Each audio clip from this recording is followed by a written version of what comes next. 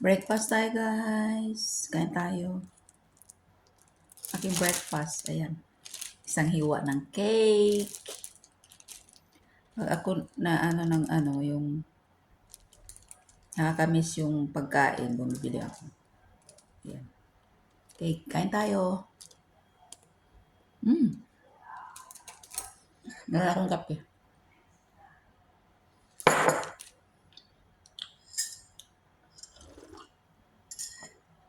Sarap.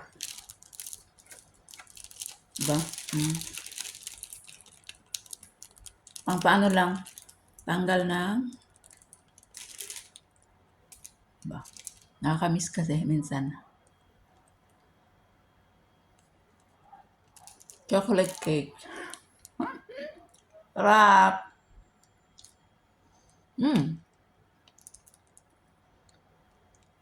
Ganito lang. Breakfast. Kape. Ganito lang ako araw-araw. Sa umaga, kape. Tapos tinapay or dumplings or crackers or yung pancake ng Chinese. Ang sarap yun. Hindi kasi yung matamis. Namimiss ko yung tamis kaya bumili ako ng cake. Nakain tayo.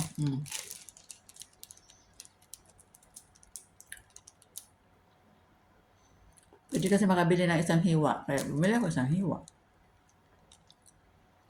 Yan siya. Chocolate cake. Pwede naman ako gagawa kaya lang nakakatamad. Banana cake, diba? Kain tayo.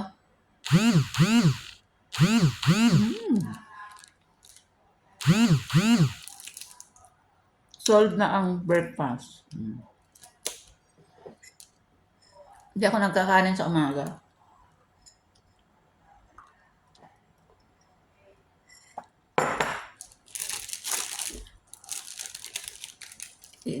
O kaya minsan isang itlog. May kasamang itlog. Nilaga.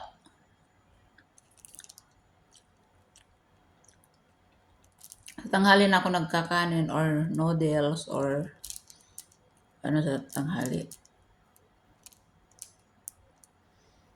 Depende sa sa mood. Diba? Thank you for watching, guys. God bless everyone. Bye. Busog na ako. O diba, ang aking breakfast. Worth 35. Sa $35 sa Pilipinas na 50. O, okay na yan. Diba?